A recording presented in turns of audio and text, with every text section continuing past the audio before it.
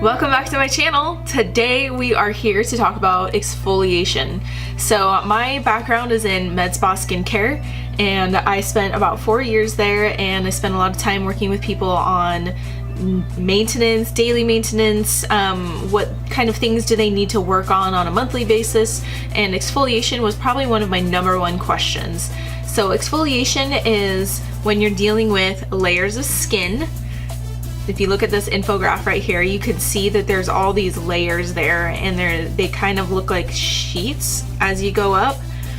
So when you're trying to exfoliate your skin, as those skin cells move up, they die and then they slough off. Well, that's the idea. You want them to slough off.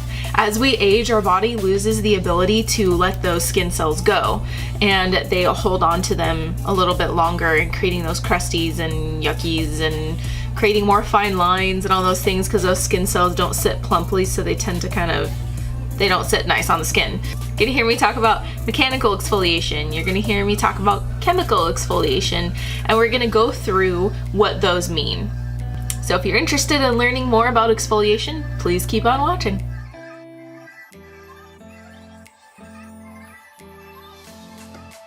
So exfoliation can be dated back to ancient Egypt and even ancient China. In Egypt, wine was actually used for exfoliation. The tartaric acid inside the wine acted as a chemical exfoliation. We'll get more to that in a second. In China, masks were used with special minerals and oils, and they wore those to help their skin exfoliate.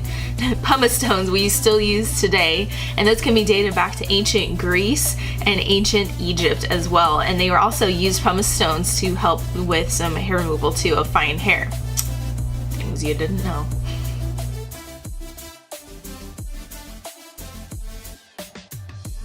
So really there are two categories in exfoliation. There's mechanical and then there's chemical. So when you're dealing with exfoliation, you want to get those cells to turn over, and you want them to leave the skin when they're dead, essentially. So let's start with mechanical exfoliation. I have some things in front of me that are good examples of mechanical exfoliation.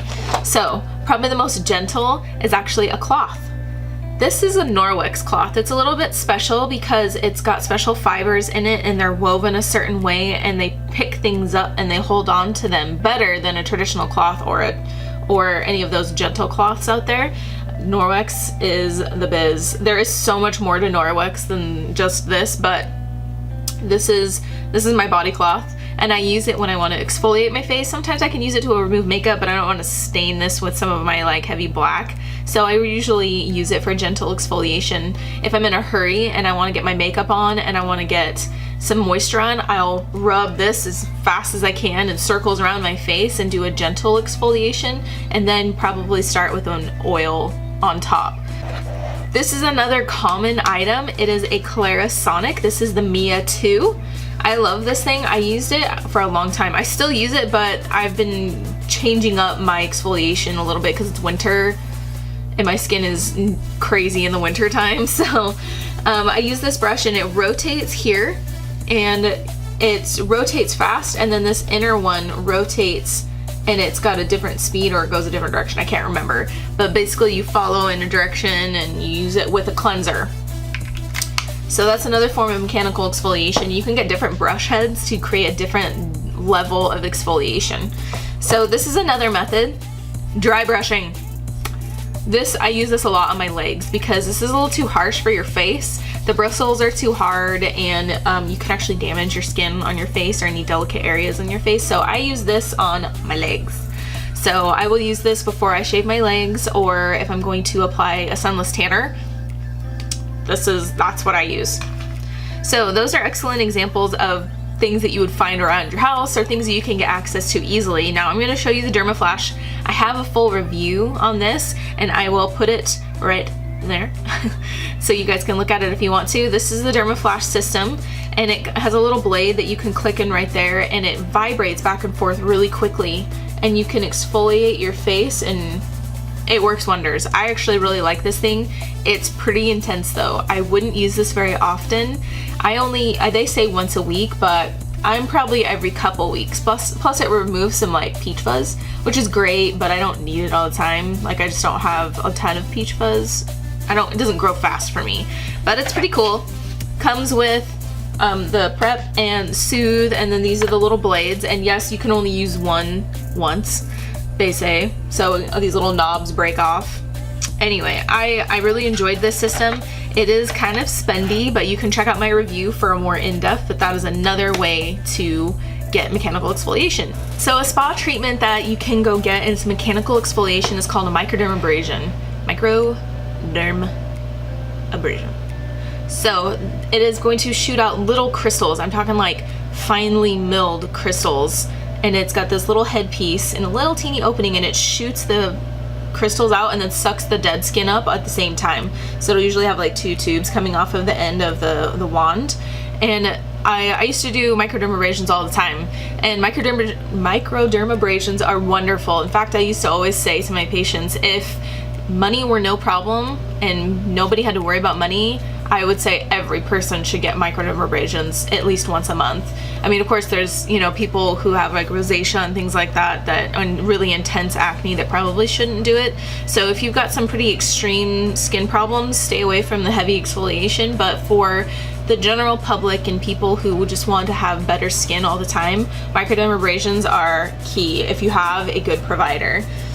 So I want to jump into chemical exfoliation because there's a lot to talk about, and this is something that I think a lot of people want to learn because it's not readily available.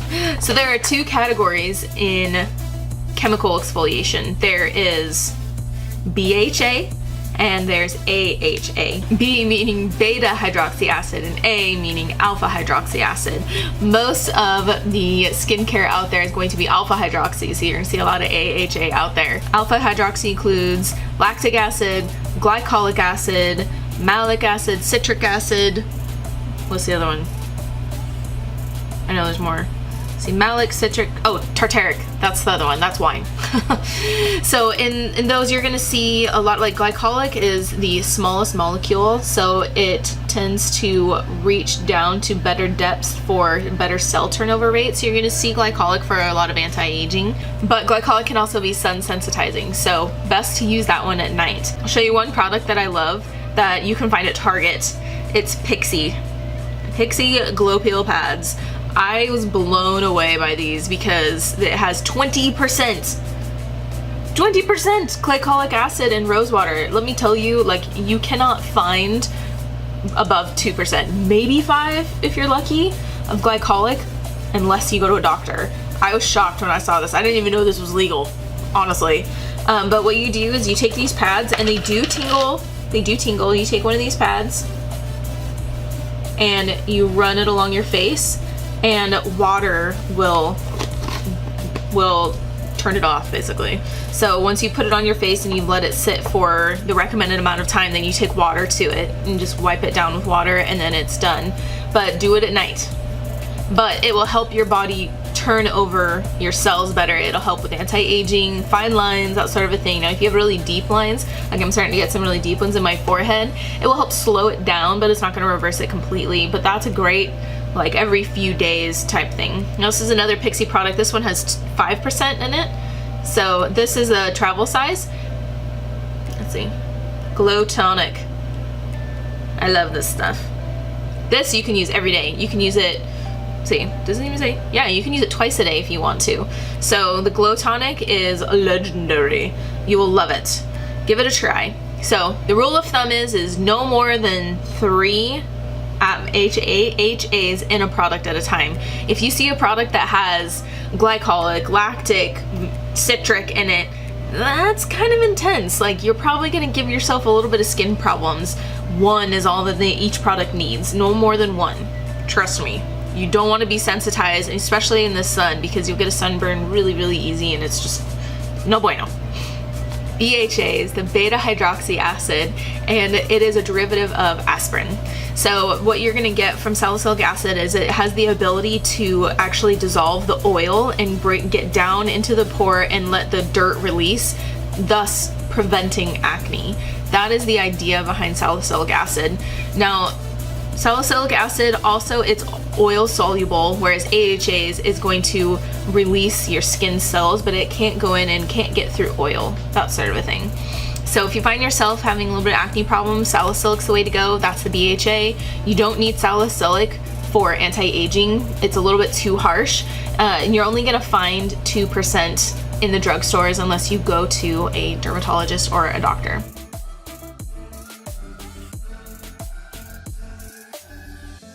Now, from my understanding, exfoliation is best at night. You're gonna find the best results from exfoliating at night and then moisturizing and then staying still, not being around heat, not being around air conditioners, anything that's gonna disturb your skin. So when in doubt, exfoliate right before you go to sleep. Plus, it gives you a good excuse to take all your makeup off and do a good job with your skincare.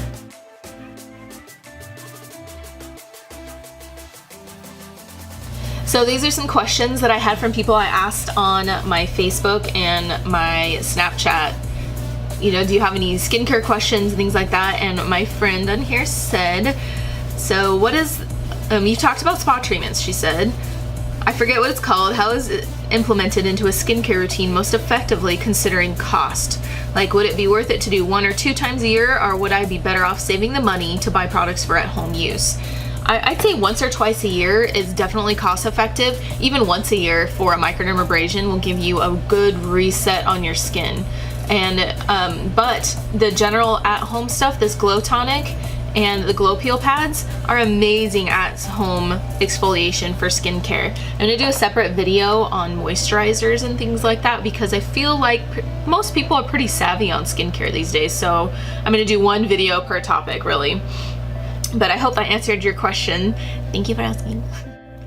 Anyway, thanks guys. I'm really glad I got a chance to do this video about exfoliation. I want to do a whole series on skincare, so please, if you liked this video, ask me questions. I'm starting to write things down, putting them in categories and being able to talk about them a little bit at a time. So if you like this and you want some questions answered, I'd love to be able to talk about it on my videos.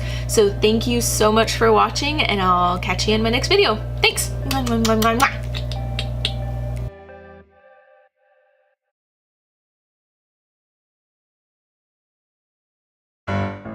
La la la la la la la la la. Okay.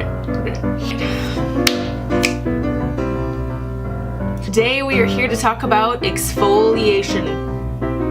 Exfoliation is a huge part of skincare. It's a huge part of daily maintenance. It's, well, sometimes daily, but anyway. Oh. Wrong.